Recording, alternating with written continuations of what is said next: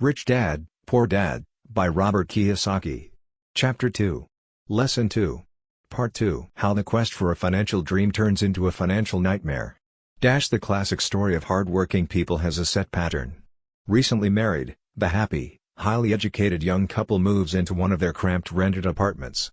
Immediately, they realize that they are saving money because two can live as cheaply as one. The problem is the apartment is cramped. They decide to save money to buy their dream home so they can have kids. They now have two incomes, and they begin to focus on their careers. Their incomes begin to increase. As their incomes go up, their expenses go up as well. The number one expense for most people is taxes. Many people think it's income tax, but for most Americans, their highest tax is Social Security. As an employee, it appears as if the Social Security tax combined with the Medicare tax rate is roughly 7.5%. But it's really 15% since the employer must match the Social Security amount. In essence, it is money the employer can't pay you. On top of that, you still have to pay income tax on the amount deducted from your wages for Social Security tax, income you never received because it went directly to Social Security through withholding. Going back to the young couple, as a result of their incomes increasing, they decide to buy the house of their dreams. Once in their house, they have a new tax, called property tax. Then they buy a new car, new furniture, and new appliances to match their new house. All of a sudden, they wake up and their liabilities column is full of mortgage and credit card debt. Their liabilities go up. They're now trapped in the rat race. Pretty soon a baby comes along and they work harder. The process repeats itself. Higher incomes cause higher taxes, also called bracket creep. A credit card comes in the mail. They use it and max it out. A loan company calls and says their greatest asset, their home, has appreciated in value. Because their credit is so good, the company offers a bill consolidation loan and tells them the intelligent thing to do is clear off the high-interest consumer debt by paying off their credit card. And besides, interest on their home is a tax deduction. They go for it, and pay off those high-interest credit cards. They breathe a sigh of relief. Their credit cards are paid off. They've now folded their consumer debt into their home mortgage. Their payments go down because they extend their debt over 30 years. It is the smart thing to do. Their neighbor calls to invite them to go shopping. The Memorial Day sale is on. They promise themselves they'll just window shop, but they take a credit card, just in case. I run into this young couple all the time. Their names change, but their financial dilemma is the same. They come to one of my talks to hear what I have to say. They ask me, "Can you tell us how to make more money?" They don't understand that their trouble is really how they choose to spend the money they do have. It is caused by financial illiteracy and not understanding the difference between an asset and a liability. More money seldom solves someone's money problems. Intelligence solves problems. There is a saying a friend of mine says over and over to people in debt: if you find you have dug yourself into a hole, stop digging. As a child, my dad often told us that the Japanese were aware of three powers: the power of the sword, the jewel, and the mirror. The sword symbolizes the power of weapons. America has spent trillions of dollars on weapons and, because of this, is a powerful military presence in the world. The jewel symbolizes the power of money. There is some degree of truth to the saying, remember the golden rule. He who has the gold makes the rules. The mirror symbolizes the power of self-knowledge. This self-knowledge, according to Japanese legend, was the most treasured of the three. All too often, the poor and middle class allow the power of money to control them. By simply getting up and working harder, failing to ask themselves if what they do makes sense, they shoot themselves in the foot as they leave for work every morning. By not fully understanding money, the vast majority of people allow its awesome power to control them. If they use the power of the mirror, they would have asked themselves, does this make sense? All too often, instead of trusting their inner wisdom, that genius inside, most people follow the crowd. They do things because everybody else does them. They conform rather than question. Often, they mindlessly repeat what they have been told. Diversify. Your home is an asset. Your home is your biggest investment. You get a tax break for going into greater debt. Get a safe job. Don't make mistakes. Don't take risks. It is said that the fear of public speaking is a fear greater than death for most people.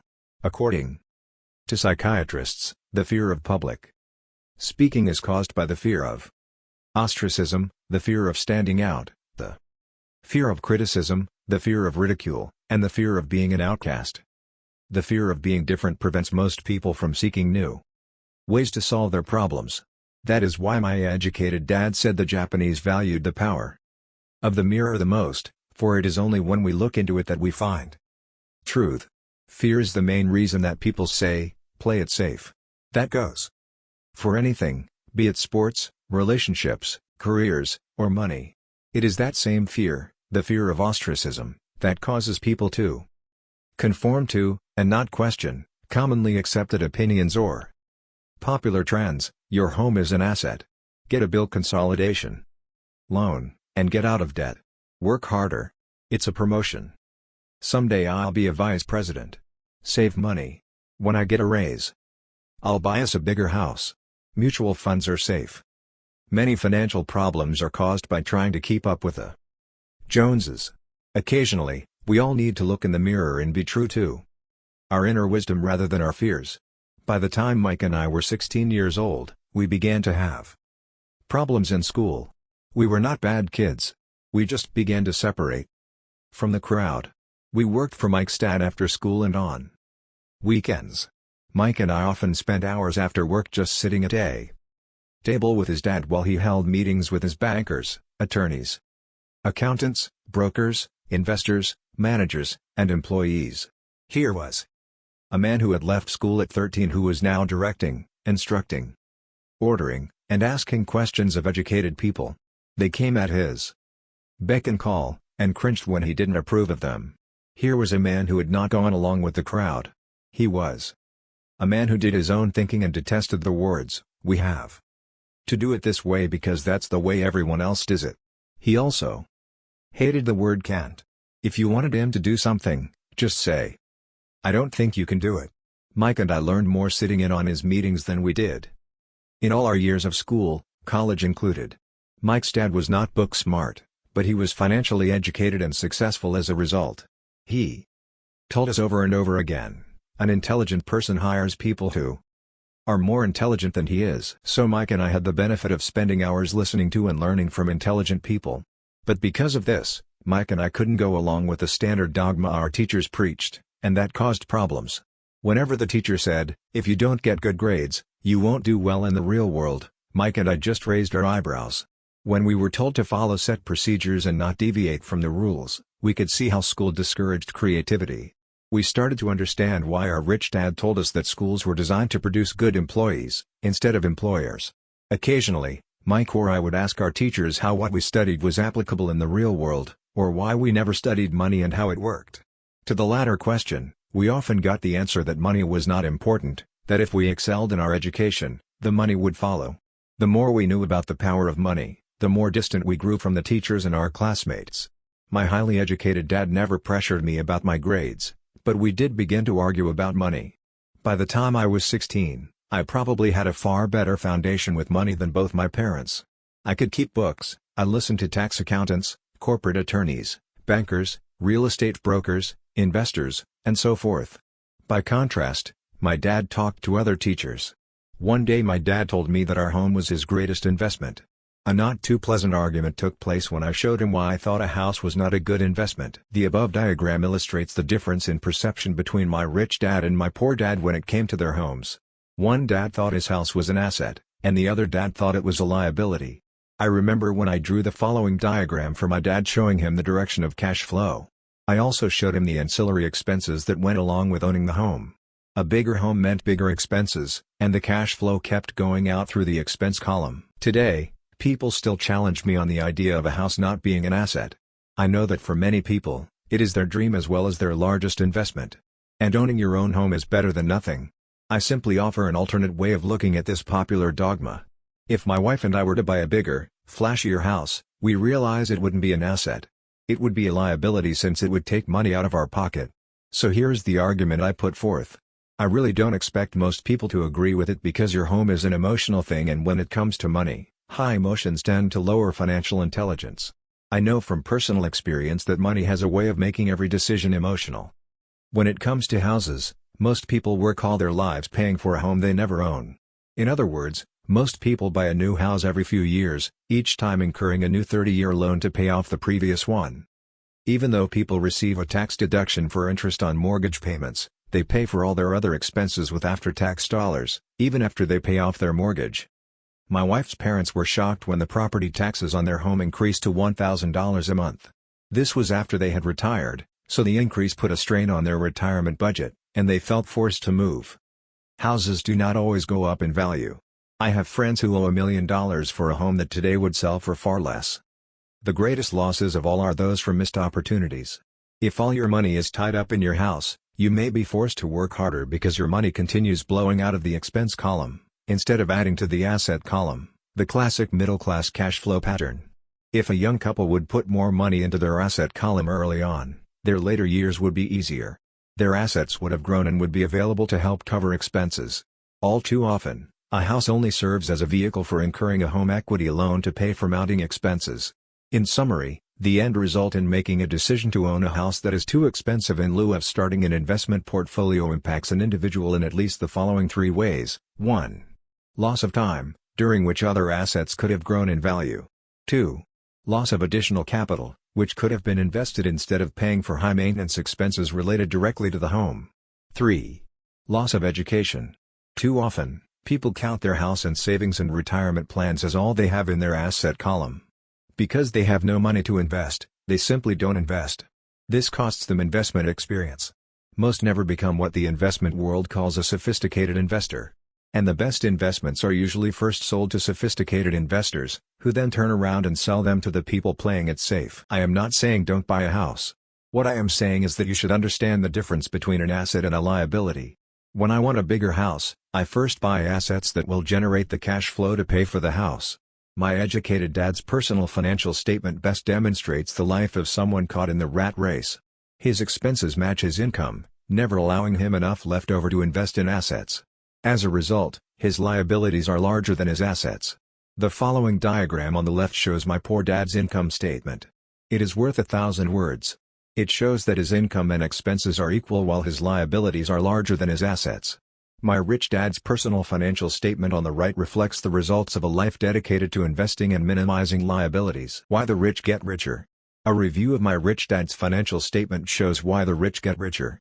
The asset column generates more than enough income to cover expenses, with the balance reinvested into the asset column. The asset column continues to grow and, therefore, the income it produces grows with it. The result is that the rich get richer. Why the middle class struggle. The middle class finds itself in a constant state of financial struggle. Their primary income is through their salary. As their wages increase, so do their taxes. Their expenses tend to increase in proportion to their salary increase, hence, the phrase the rat race.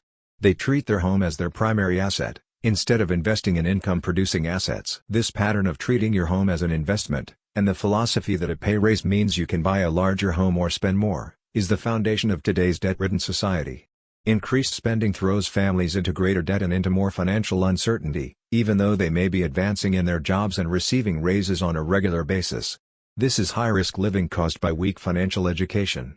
The massive loss of jobs in recent times proves how shaky the middle class really is financially. Company pension plans are being replaced by 401k plans. Social Security is obviously in trouble and can't be relied upon as a source for retirement. Panic has set in for the middle class. Today, mutual funds are popular because they supposedly represent safety. Average mutual fund buyers are too busy working to pay taxes and mortgages, save for their children's college, and pay off credit cards. They do not have time to study investing, so they rely on the expertise of the manager of a mutual fund. Also, because the mutual fund includes many different types of investments, they feel their money is safer because it is diversified. This educated middle class subscribes to the dogma put out by mutual fund brokers and financial planners: play it safe. Avoid risk. The real tragedy is that the lack of early financial education is what creates the risk faced by average middle-class people. The reason they have to play it safe is because their financial positions are tenuous at best. Their balance sheets are not balanced. Instead, they are loaded with liabilities and have no real assets that generate income. Typically, their only source of income is their paycheck. Their livelihood becomes entirely dependent on their employer. So when genuine deals of a lifetime come along, these people can't take advantage of them because they are working so hard, are taxed to the max, and are loaded with debt. As I said at the start of this section, the most important rule is to know the difference between an asset and a liability. Once you understand the difference, concentrate your efforts on buying income-generating assets. That's the best way to get started on a path to becoming rich. Keep doing that, and your asset column will grow. Keep liabilities and expenses down so more money is available to continue pouring into the asset column. Soon the asset base will be so deep that you can afford to look at more speculative investments that may have returns of 100% to infinity, $5,000 investments that are soon turned into $1 million or more, investments that the middle class calls too risky. The investment is not risky for the financially literate. If you do what the masses do, you get the following picture. As an employee who is also a homeowner, your working efforts are generally as follows. 1. You work for the company. Employees make their business owner or the shareholders rich, not themselves. Your efforts and success will help provide for the owner's success and retirement. 2. You work for the government. The government takes its share from your paycheck before you even see it. By working harder, you simply increase the amount of taxes taken by the government. Most people work from January to May just for the government. 3. You work for the bank. After taxes, your next largest expense is usually your mortgage and credit card debt. The problem with simply working harder is that each of these three levels takes a greater share of your increased efforts. You need to learn how to have your increased efforts benefit you and your family directly. Once you have decided to concentrate on minding your own business, focusing your efforts on acquiring assets instead of a bigger paycheck, how do you set your goals? Most people must keep their job and rely on their wages to fund their acquisition of assets. As their assets grow, how do they measure the extent of their success? When does someone know that they are rich, that they have wealth? As well as having my own definitions for assets and liabilities, I also have my own definition for wealth. Actually, I borrowed it from a man named R. Buckminster Fuller. Some call him a quack, and others call him a genius. Years ago he got architects buzzing because he applied for a patent for something called a geodesic dome. But in the application, Fuller also said something about wealth. It was pretty confusing at first, but after reading it, it began to make some sense. Wealth is a person's ability to survive so many number of days forward, or, if I stopped working today, how long could I survive? Unlike net worth, the difference between your assets and liabilities, which is often filled with a person's expensive junk and opinions of what things are worth, this definition creates the possibility for developing a truly accurate measurement. I could now measure and know where I was in terms of my goal to become financially independent. Although net worth often includes non-cash producing assets, like stuff you bought that now sits in your garage, wealth measures how much money your money is making and, therefore, your financial survivability. Wealth is the measure of the cash flow from the asset column compared with the expense column. Let's use an example. Let's say I have cash flow from my asset column of $1,000 a month. And I have monthly expenses of $2,000. What is my wealth? Let's go back to Buckminster Fuller's definition. Using his definition, how many days forward can I survive? Assuming a 30-day month, I have enough cash flow for half a month. When I achieve $2,000 a month cash flow from my assets, then I will be wealthy. So while I'm not yet rich, I am wealthy. I now have income generated from assets each month that fully cover my monthly expenses. If I want to increase my expenses, I first must increase my cash flow to maintain this level of wealth.